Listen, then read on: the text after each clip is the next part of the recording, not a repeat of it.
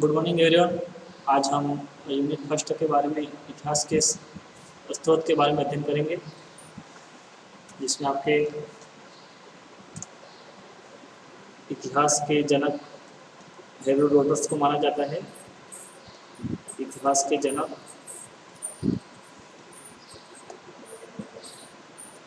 Herodotus को माना जाता है। अगर भारत के इतिहास के जनक की बात की जाए तो भारत के इतिहास का जनक आपके यहाँ पर महाभारत के लेखक वेदव्यास को माना जाता है। भारत के इतिहास के जनक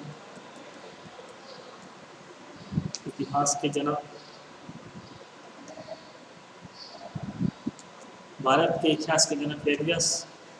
भारत के इतिहास के जनक महाभारत के लेखक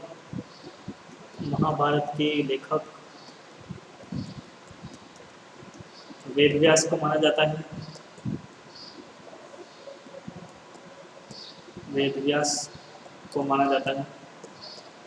अगर राजस्थान के इतिहास की बात की जाए तो राजस्थान के इतिहास के जनक आपके कर्नल जेम्स टोड को माना जाता है। राजस्थान के इतिहास के जनक की बात की जाए तो आपके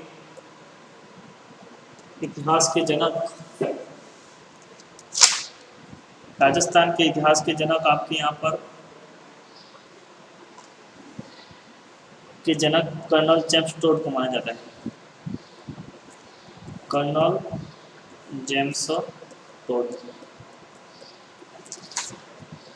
महाभारत का प्राचीन नाम अगर देखें तो अपन प्राचीन नाम आपके यहाँ पर जय संहिता भी मिलता है। जय संहिता महाभारत का प्राचीन नाम जय संहिता भी मिलता है।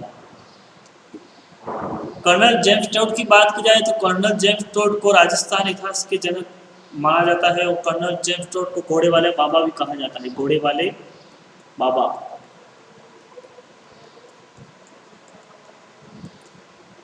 आगे ऊपर बात करें कर्नल जेम्स टोड ने कौन सी बुक लिखी तो उनकी बुक का नाम तो आता है आपके annals and antiquities of Rajasthan. इनकी बुक का नाम आता है एनाल्स एंड एंटीक्विटीज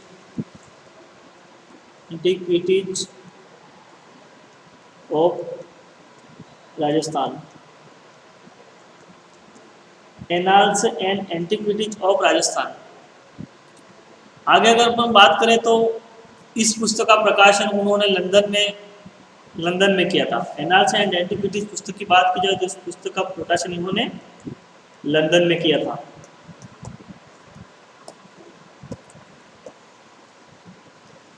गौरीशंकर ओझा ने इसका सर्वप्रथम हिंदी में अनुवाद किया था। अगर इस पुस्तक की बात करें तो इस पुस्तक का annals of antiquities of Rajasthan, इस पुस्तक का हिंदी में अनुवाद आपके यहाँ पर गौरीशंकर ओझा ने किया था। गौरीशंकर एराचंद ओझा। इस पुस्तक का दूसरा नाम आता है आपको central and western Rajput of India. Next Rajasthan के इतिहास के स्रोतों की बात की जाए तो अपन ऐतिहासिक स्रोत में पुरातात्विक स्रोत, पुरालेखीय स्रोत और पुरातात्विक स्रोत में अगर अपन हम देखें तो उसमें आपके यहाँ पर मिलता है मृदभांड, मृण मूर्तियाँ, औजार, अस्थि अवशेष, मणके और मुद्राएं। यह आपके यहाँ पर है पुरातात्विक स्रोत। अगर शिलालेख की बात की जाए तो शिलालेख पुरालेखीय स्रोत है और शिलालेख में आपको फर्स्ट शिलालेख की बात की जाए तो बिजौलिया का शिलालेख, उसके बाद आपके नेमिनाथ का शिलालेख और चीखे का शिलालेख, श्रणी ऋषि का शिलालेख, रणकपुर प्रशस्ति, कीर्ति स्तंभ प्रशस्ति, राजसिंह प्रशस्ति, आमेर प्रशस्ति, राज प्रशस्ति, फारसी प्रशस्ति, यह शिलालेख है। सिक्कों की बात की जाए तो अजमेर के चौहान शासकों के सिक्के, मेवाड़ के सिक्के, मारवाड़ रियासत के सिक्के, आमेर रियासत के सिक्के। इस प्रकार से अगर इन स्रोतों की बात की जाए तो ताम्रपत्र भी मिले हैं, जिसमें अपने आहड़ के ताम्रपत्र, राजस्थानी साहित्य के ताम्रपत्र, पूर्व के ताम्रपत्र।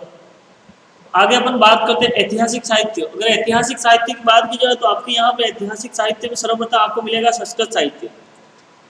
एक तो आता है आपका संस्कृत साहित्य।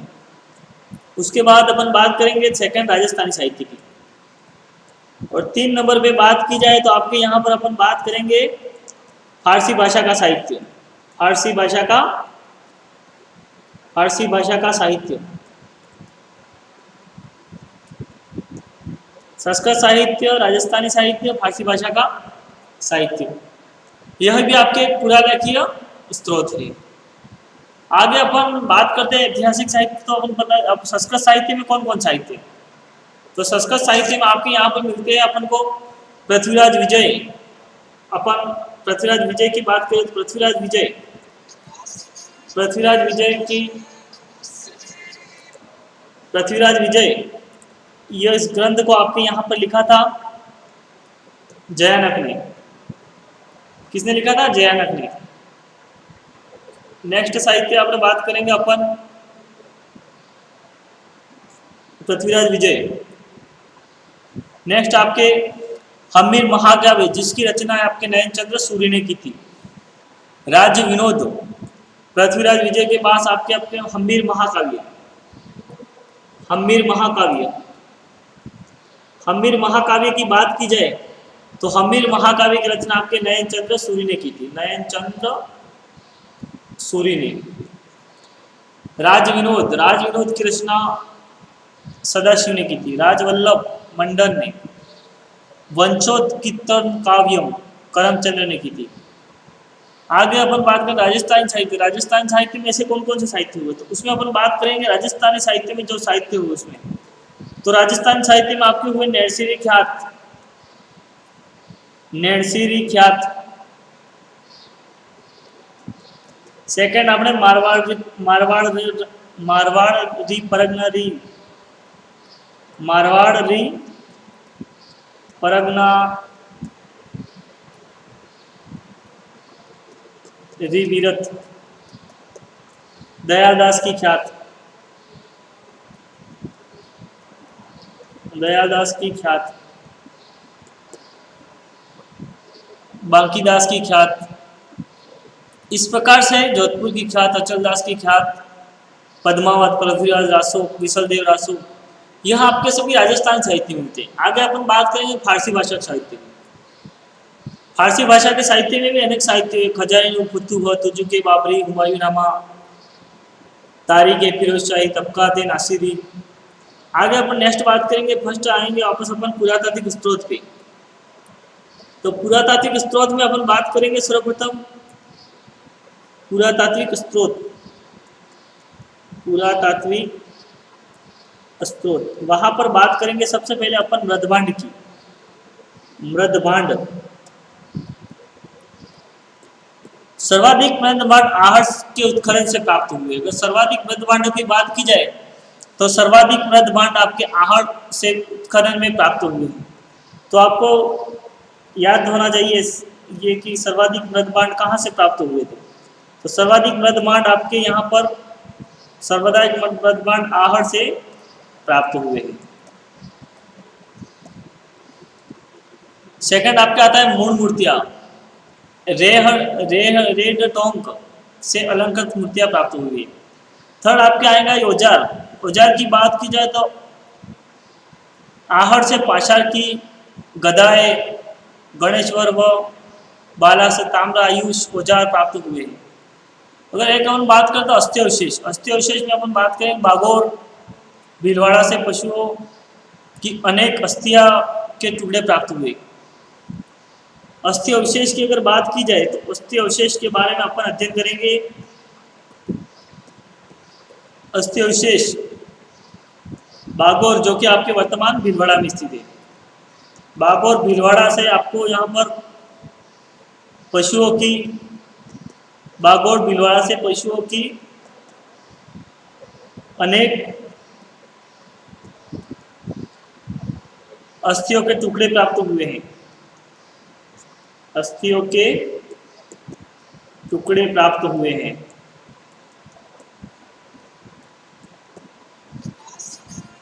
एक अपन बात करेंगे आपके यहाँ पर, नेक्स्ट बात करेंगे आपके यहाँ पर हम मणके, कालीबंगा से कांच के मणके प्राप्त हुए हैं। मणकों की बात की जाए तो आपके यहाँ पर मणके जो प्राप्त हुए वो सर्वाधिक कहाँ पर प्राप्त हुए? मणके आपके कालीबंगा से प्राप्त हुए हैं। कालीबंगा से मनके प्राप्त हुए हैं। कालीबंगा से मनके प्राप्त हुए हैं।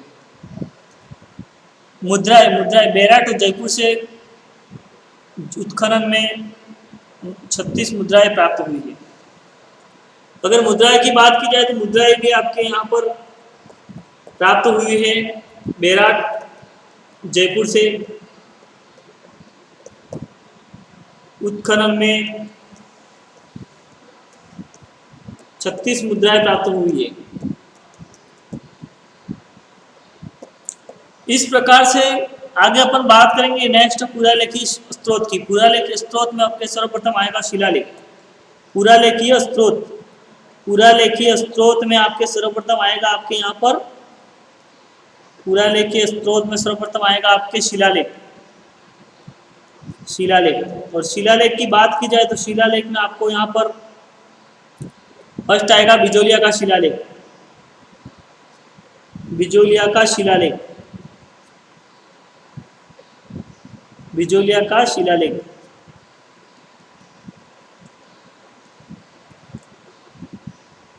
बिजोलिया के शिलालेख की बात की जाए तो इसका टाइम पीरियड आता है आपके 1170 ईस्वी में।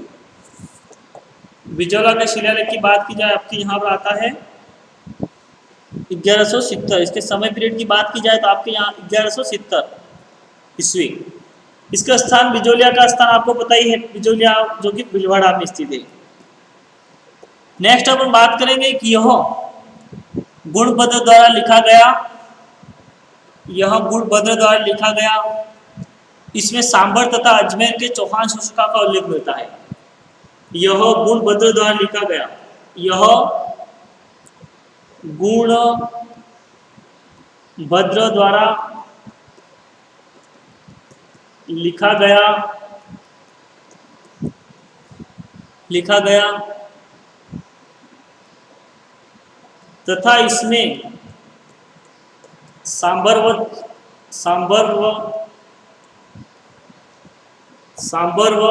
अजमेर के चौहानों का उल्लेख है। तथा इसमें सांबर व अजमेर के चौहानों का उल्लेख है। सांबर व अजमेर के चौहानों का उल्लेख है।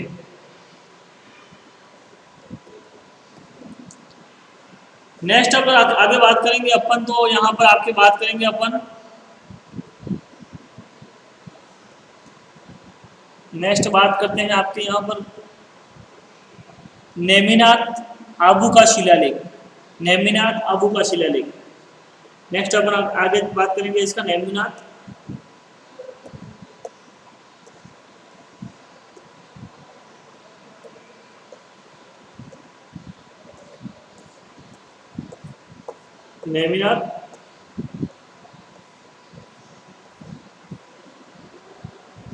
नेमिनाथ आबू का शिलालेख। नेमिनाथ का शिलालेख।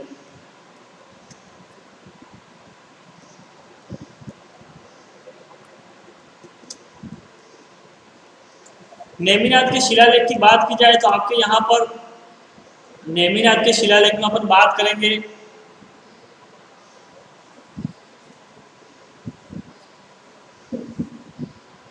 सन 1287 ईस्वी। नेमिनाथ का शिलालेख की बात की जाए सन 1287 ईस्वी। स्थान की बात की जाए तो आबू पर्वत सिरोही। इसका स्थान की बात करें अगर तो आबू पर्वत सिरोही। आबू पर्वत आपको कहाँ स्थित है? सिरोही में। तो इसके स्थान की बात की जाए तो कहाँ पर है? सिरोही में। इसमें बप्पा रावल से लेकर महाराणा समर सिंह तक की उपाधियों का वर्णन मिलता है। इस शिलालेख की बात की जाए तो इसमें बप्पा रावल से लेकर महाराणा समर सिंह तक के इतिहास की जानकारी मिलती है। महाराणा समर सिंह तक के इतिहास की जानकारी मिलती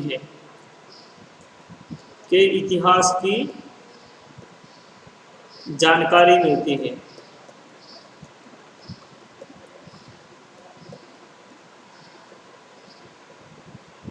आगे अपन बात करेंगे चिरवे का शिलालेख, जो कि सन 1273 में स्थान चिरवा उदयपुर, भाषा इसकी संस्कृत थी। शंगी ऋषि का शिलालेख, नेक्स्ट अपन इंपोर्टेंट शिलालेख की बात करेंगे। नेक्स्ट करेंगे अपन शंगी ऋषि का शिलालेख। तो आपको यहाँ पर लिख देता हूँ मैं आपके शंगी ऋषि का शिलालेख।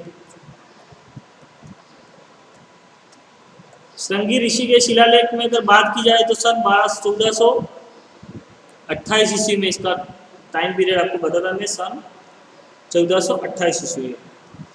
स्थान एकलिंग जी उदयपुर था आपके यहाँ पर। इसका स्थान की बात की जाए तो स्थान की बात की जाए तो एकलिंग जी उदयपुर, एकलिंग जी उदयपुर।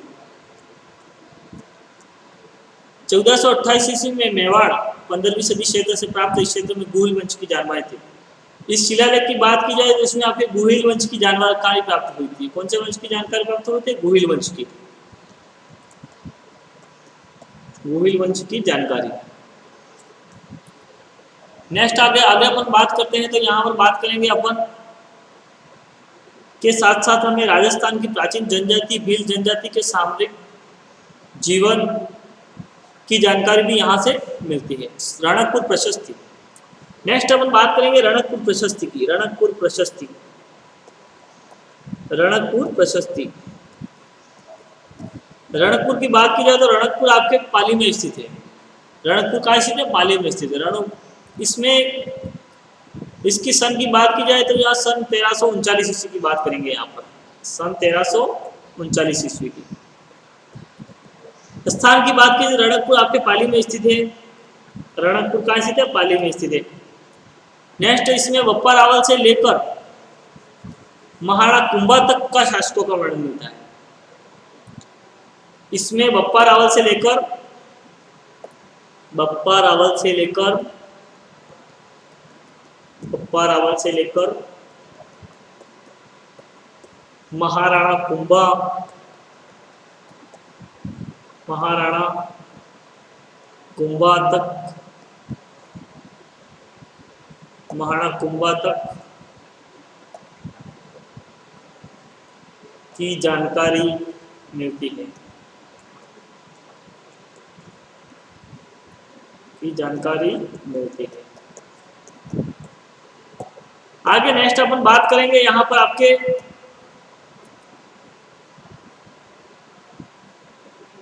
कीर्ति स्तंभ की। तो कीर्ति स्तंभ जो कि 1460 ईस्वी में चित्तौड़गढ़ दुर्ग चित्तौड़ में स्थित महाराणा कुंभा के विजयों का उल्लेख इस कीर्ति स्तंभ में मिलता है। तो अपन आगे बात करेंगे कीर्ति स्तंभ की। कीर्ति स्तंभ प्रशस्ति, कीर्ति स्तंभ, कीर्ति स्तंभ प्रशस्ति।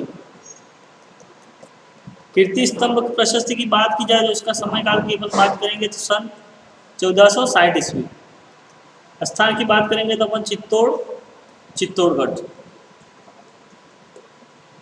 चित्तौड़ दुर्ग, और स्थान की बात करेंगे आपके यहाँ पर आएगा चित्तौड़गढ़। महाराणा कुंभा के विजयों का उल्लेख मिलता है। इसमें हमको महाराणा कुंभा के विजयों का उल्लेख मिलता है। किसका उल्लेख मिलता है? महाराणा कुंभा के विजयों का उल्लेख, महाराणा कुंभा के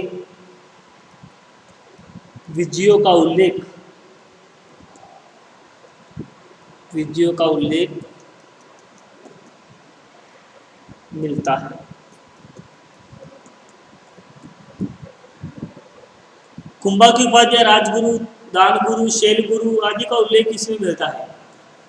कीर्ति स्तंभ चित्तौड़गढ़ दुर्ग की बात की जाए तो यहाँ पर महाराणा कुंभा की विजयों का उल्लेख मिलता है। नेक्स्ट बात करेंगे अपन राज्य प्रशस्ति की। राज्य प्रशस्ति, राज्य प्रशस्ति इसके स्थान की बात की जाए तो स्थान आपके है राजसमंद झील, और समय की बात करेंगे 1676 ईस्वी, राजसमंद झील।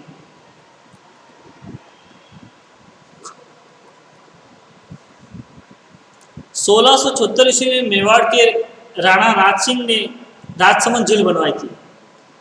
1674 ईस्वी में राज सिंह ने राजसमंद झील राजसमंद में बनवाई थी, जिसकी उत्तरी भाग में नौ चौकी कहलाता है, जिसके उत्तरी भाग को हम नौ चौकी कहलाते हैं, जिसका उत्तरी भाग नौ चौकी कहलाता है। यहीं पर 25 काले संगमरमर की शिलाओं पर मेवाड़ का संपूर्ण इतिहास उत्कीर्ण है। यहीं पर 25 काले संगमरमर की शिलाओं पर मेवाड़ का संपूर्ण इतिहास उत्कीर्ण है, जिसके राज प्रशस्ति लेख है। इसके सूत्रधार रणछोड़ भट्ट तेलंग है। इसके सूत्रधार की बात की जाए तो आपके यहाँ पर है रणछोड़ भट्ट तेलंग। रणछोड़ भट्ट तेलंग।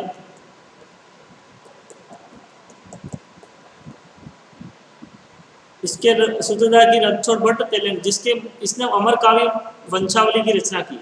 इसने अमर काव्य वंशावली की रचना की। इसने अमर काव्य वंशावली की रचना की। नेक्स्ट आगे बात करेंगे अपन आमेर के लेख की। नेक्स्ट बात करेंगे अपन आमेर के लेख की। आमेर का लेख। आमेर के लेख की अगर बात की जाए तो आमेर के लेख में अपन उसके टाइम पीरियड की बात करेंगे तो सन 1612 ईस्वी। सन 1612 ईस्वी। स्थान की बात की जाए तो आमेर आपके जयपुर में स्थित है। आमेर कहाँ स्थित है? जयपुर में स्थित है। 1612 ईस्वी मानसिक प्रथम के इस लेख से निम्न जानकारी मिलती है। इसमें जानकारी मिलती है कछवाहा वंश की जानकारी हमें आमेर के शिलालेख में। कछवाहा वंश मुगलों से सबसे पहले संधि करने वाला वंश जो कि कछवाहा वंश था। इस वंश की जानकारी हमें आमेर के इस लेख से मिलती है। इस लेख में कुशवाहा वंश के रघुतिलक वंश कहा गया है। इस लेख में कुशवाहा वंश को रघुतिलक कहा गया। कुशवाहा वंश की उत्पत्ति श्री राम के बड़े पुत्र कुश से मानी जाती है। इस वंश के लोग अपने आप को कुश की संतान मानते हैं या कुश के वंशज मानते हैं। इसके बाद नेक्स्ट बात करेंगे अपन राम सिंह प्रशस्ति की। नेक्स्ट आपके आती है यहाँ पर राम सिंह की प्रशस्ति। राम सिंह की प्रशस्ति। राम सिंह की प्रशस्ति की अगर बात की जाए तो इसके टाइम पीरियड की बात करेंगे तो यहाँ आपके आता है समय सन 1594 ईस्वी। स्थान की बात की जाए तो आपके बीकानेर। स्थान की बात करेंगे तो राम सिंह की प्रशस्ति कहाँ स्थित है? बीकानेर में। बीकानेर के इतिहास की जानकारी राव बीका से रायसिंह की उपलब्धियों का उल्लेख मिलता है। बीकानेर के इतिहास की जानकारी राव बीका से रायसिंह की उपलब्धियों का उल्लेख मिलता है। ठीक है। इसके बाद नेक्स्ट अपन पढ़ेंगे फारसी साहित्य। फारसी साहित्य अभिलेख। फारसी अभिलेख फारसी पुराना लेख है। इस लेख में अजमेर के 2.5 दिन के झोपड़े का उल्लेख भी मिलता है। फारसी अभिलेख की अगर अपन बात करें तो फारसी अभिलेख में हमें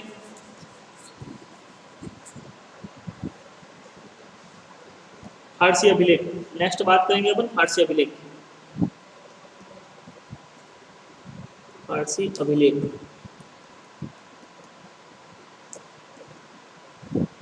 इस लेख में अजमेर के 2.5 दिन के झोपड़े का उल्लेख भी हमें मिलता है। इस प्रकार चित्तौड़ में 1325 ईस्वी का एक लेख दाइबी की दरगाह से मिला है, जिसमें चित्तौड़ का नाम खिजराबाद मिलता है।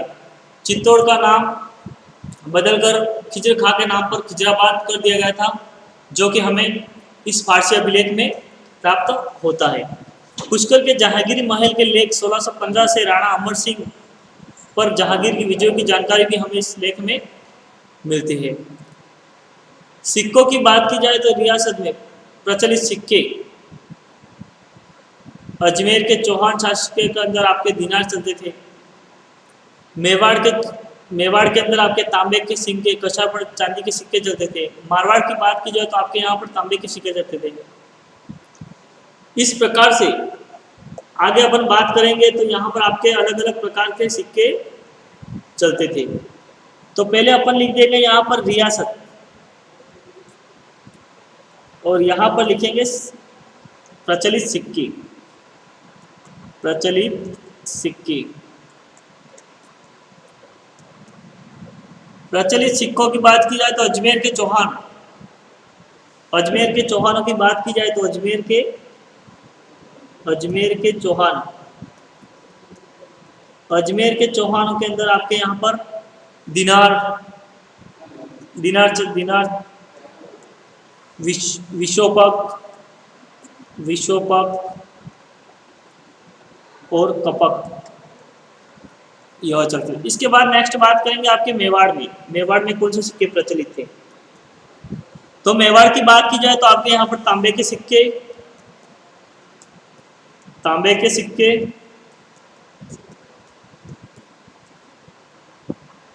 चांदी के सिक्के,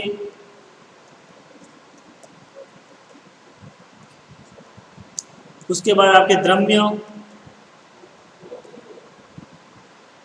और मारवाड़ की बात की जाए तो मारवाड़ में आपके विजयशाही सिक्के। मारवाड़ में अपन बात करेंगे तो मारवाड़ में कौन से सिक्के प्रचलित थे? तो मारवाड़ में आपके विजयशाही सिक्के प्रचलित थे। कौन से सिक्के प्रचलित थे? विजयशाही। नेक्स्ट अपन बात करेंगे आमेर में। आमेर में झाड़शाही सिक्के चलते थे। आमेर की बात की जाए तो आमेर में झाड़शाही सिक्के, झाड़शाही सिक्के। नेक्स्ट अपन बात करेंगे जैसलमेर की। तो जैसलमेर में आपके डोडिया व अखय शाही सिक्के चलते। धौलपुर में तमतशाही सिक्के, और डूंगरपुर की बात की जाए डूंगरपुर में उधमशाही सिक्के। इसके बाद नेक्स्ट बात करेंगे आपने ताम्रपत्र की। आगे अपन बात करेंगे ताम्रपत्र की। ताम्रपत्र की बात करेंगे। ताम्रपत्र में फर्स्ट बात करेंगे आपके आहड़ ताम्रपत्र की। आहड़ ताम्रपत्र की। आहड़ ताम्रपत्र जो कि 1206 ईस्वी में, इसमें गुजरात के सोलंकी वंशी राजाओं को उल्लेख मिलता है। इसमें गुजरात के सोलंकी वंशीय राजाओं को उल्लेख मिलता है। सोलंकी वंशीय राजाओं का उल्लेख मिलता है। आहड़ के ताम्रपत्र की बात की जाए तो इसमें गुजरात के सोलंकी वंशीय राजाओं का उल्लेख मिलता है। राजाओं का उल्लेख मिलता है। आगे अपन बात करेंगे खेरोहड़ का ताम्रपत्र। इसमें मेवाड़ से संबंधित जानकारी का उल्लेख मिलता है। पूर्व के ताम्रपत्र, इसमें हाड़ी रानी कर्मावती के जौहर का उल्लेख मिलता है। यह आपके इंपॉर्टेंट है, इसको ध्यान में रखने योग्य बात है। इसमें पूर्व के ताम्रपत्र की अगर बात की जाए तो यह 1535 ईस्वी में, इसमें हाड़ी रानी के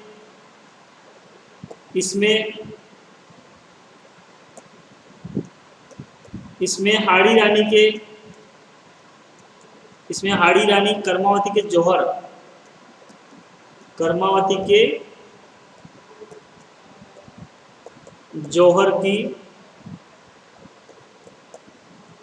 का उल्लेख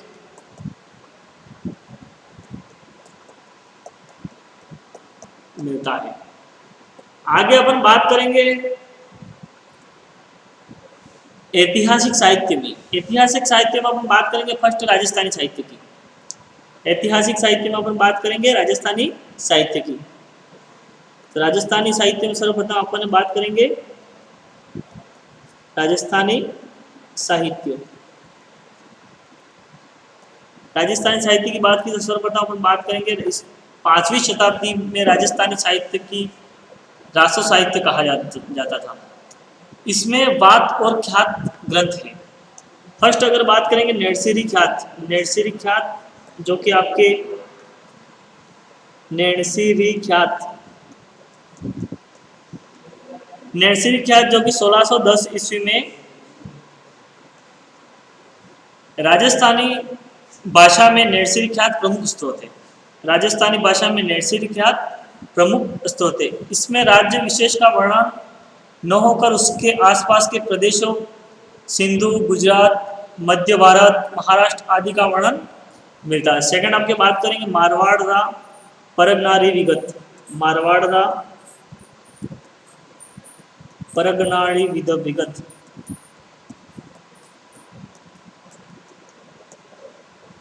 इसमें मारवाड़ के परगनों गांवों की आमदनी, रेह चाकरी व जोधपुर की इतिहास की जानकारी मिलती है। तो इसमें सबसे प्रमुख बात की जाए तो इसमें जोधपुर के इतिहास की जानकारी प्राप्त होती है हमें मारवाड़ के का परगनारी विगत में, जोधपुर के इतिहास की। नेक्स्ट आपके आता है बाकी दासरी ख्यात, बाकी दासरी ख्यात। बाकी दासरी ख्यात इनका जन्म 1538 ईस्वी में जोधपुर जयपुर की स्थापना का विवरण बीकानेर के राजा रतन सिंह द्वारा 1828 में शिशुओं कन्याओं का वध करने पर प्रतिबंध करने का प्रमाण तथा उस समय प्रशस्ति, सिक्के, रुपया, फिरोजशाही, आलमशाही और मारिंगशाही। नेक्स्ट आपके बात करेंगे दयालदास की ख्यात, दयालदास की ख्यात, दयालदास की ख्यात। दयालदास की ख्यात की बात की जाए तो आपके यहाँ 1851 ईस्वी, 1851 ईस्वी। यह ख्यात दो खंडों में विभक्त था। दयालदास की ख्यात की बात की जाए तो यह दो खंडों में विभक्त था। पहले भाग में राठौड़ों का प्रारंभ से लेकर राव जोधा तक का वर्णन मिलता है। दूसरे भाग की बात की जाए तो आपके यहाँ पर दूसरे भाग में राव बीका से लेकर महाराणा संवर सिंह, सरदार सिंह, महाराणा सरदार सिंह तक का वर्णन मिलता है। जोधपुर की ख्यात, यह दो जोधपुर की ख्यात की बात की जाए तो यह दो खंडों में विभक्त है। नेक्स्ट अपन बात करेंगे जोधपुर की ख्यात, जोधपुर की ख्यात। जोधपुर के ख्यात की बात की जाए तो यह दो खंडों में विभक्त है। इसमें राठौड़ की उत्पत्ति से लेकर मानसिंह के काल तक का विवरण मिलता है। मतलब राठौड़ों की जो उत्पत्ति हुई थी उसके लेकर मानसिंह के समय तक का इतिहास हमको जोधपुर की ख्यात से प्राप्त होता है। नेक्स्ट आपके मुंडियार की खात, नेक्स्ट आपके आता है यहाँ पर मुंडियार की खात, मुंडियार की खात, मुंडियार की ख्यात। मुंडियार की ख्यात की बात की जाए तो राठौड़ की ख्यात अर्थात इसमें राव सिंह से लेकर महाराणा जसवंत सिंह का विवरण मिलता है। फारसी भाषा के साहित्य की बात की जाए तो आपके यहाँ पर यह भी बहुत ही इंपॉर्टेंट है, जिसमें खजाइन उल फुतूह। सेकंड आपके आता है फारसी भाषा का साहित्य, फारसी भाषा का साहित्य, फारसी भाषा का साहित्य।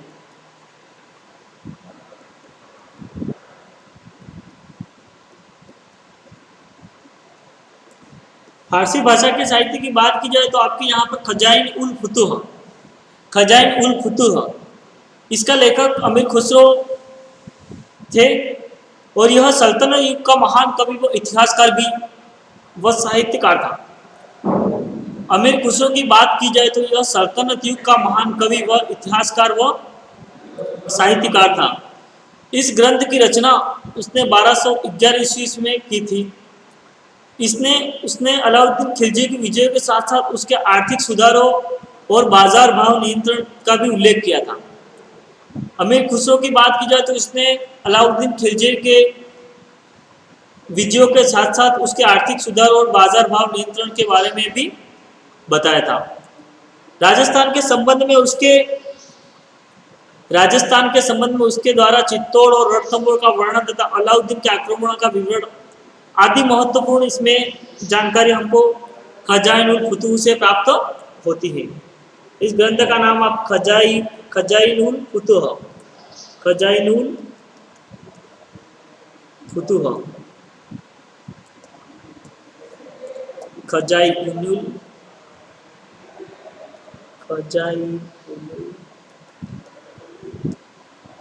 फुतूह, यह आपके रचना की थी अमीर खुसरो ने। अमीर खुसरो ने।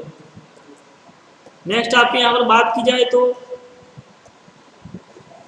तुजुके बाबरी, मुगल सम्राट बाबर द्वारा लिखित स्वयं की आत्मकथा को बाबरनामा के नाम से जाना जाता है। बाबर ने अपनी आत्मकथा तुर्की भाषा में लिखी थी। बाबरनामा को प्रामाणिक ऐतिहासिक स्रोत माना जाता है। राजस्थान के इतिहास के संबंध में इसमें कुछ भ्रांतियां पैदा हो गई है। पानीपत युद्ध के बाद खानवा युद्ध की विस्तृत जानकारी मिलती है। बाबर ने अपने अभियान में मार्ग में पड़ने वाले बाधाओं का उल्लेख भी बाबरनामा में किया था। तो नेक्स्ट आपके जो ग्रंथ आता है वो बाबरनामा ग्रंथ। बाबरनामा जिसकी रचना बाबर के द्वारा स्वयं रचित की गई थी। बाबर ने स्वयं इसकी रचना की थी और इसकी रचना उसने तुर्की भाषा में की थी। और इसमें पानीपत से लेकर खानवा तक के युद्ध की जानकारी, पानीपत से लेकर खानवा के युद्ध की जानकारी मिलती है। खानवा के युद्ध की जानकारी। नेक्स्ट आप आगे बात करेंगे अपन हुमायूंनामा की। नेक्स्ट ग्रंथ आपका आता है हुमायूंनामा। हुमायूंनामा जिसकी रचना हुमायूं की बहन गुलबदन बेगम ने किया था। गुलबदन बेगम।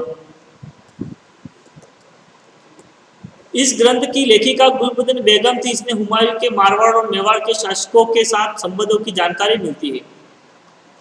शेरशाह के कार्यों पराजित होने के बाद, शेरशाह के हाथों पराजित होने के बाद हुमायूं मारवाड़ के शासक मालदेव से मिलने कब और किस मार्ग से गया, वापिस क्यों लौट गया, इत्यादि घटनाओं की जानकारी हमें इस ग्रंथ से प्राप्त होती है। इसके अलावा गुलबदन बेगम ने राजस्थान के रेगिस्तानी क्षेत्रों और यहाँ की जलवायु की विस्तृत जानकारी भी इस ग्रंथ में दी थी। हुमायूंनामा जिसकी रचना हुमायूं की बहन गुलबदन बेगम ने की थी और इसमें हुमायूं के द्वारा, शेरशाह के द्वारा जो पराजित हुआ हुमायूं, उसके बारे में विवरण इस ग्रंथ में हमें प्राप्त होता है। और मालदेव से जब मिलने जाता है हुमायूं तो उसके मार्गों की जानकारी भी इस ग्रंथ में हमें प्राप्त होती है। नेक्स्ट आपके यहाँ पर आता है चौथा अकबरनामा। अकबरनामा की अगर बात की जाए तो अकबरनामा, इसका लेखक अकबर दरबारी अबुल फजल था।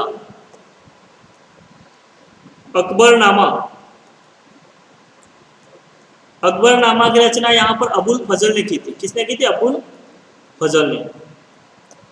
अब ये मत सोच रहा कि जैसे बाबरनामा की रचना बाबर ने की तो अकबरनामा की रचना अकबर ने की होगी, ऐसा नहीं होता है। अकबरनामा की रचना किसने की थी? अबुल फजल ने। और यहाँ पर अपन बीच में अपन ने हुमायूंनामा की बात की, तो हुमायूंनामा की रचना आपके यहाँ पर हुमायूं की खुद की बहन गुलबदन बेगम ने किया था। हुमायूंनामा आपके अकबरनामा, इसका लेखक अकबर का दरबारी विद्वान अबुल फजल था, जो कि अकबर के नवरत्नों में से भी एक था। लेखक ने मेवाड़, कोटा, मेवात, भरतपुर और जयपुर के आसपास के क्षेत्रों की विस्तृत भौगोलिक जानकारी दी है। इस नगर में, अजमेर नगर में अकबर द्वारा करवाए गए अच्छे निर्माण कार्यों की जानकारी भी हमें अकबरनामा से प्राप्त होती है। इस ग्रंथ में अकबर के साथ साथ राजपूत राजकुमारियों के विवाह की जानकारी भी हमें प्राप्त होती है। राजस्थान के तीर्थंकर स्थान पुष्कर तथा राजस्थान के कुछ प्रमुख मार्गों की जानकारी भी हमें अकबरनामा से मिलती है। नेक्स्ट अपन बात करेंगे तारीख ए फिरोज शाही की। तारीख ए फिरोज शाही।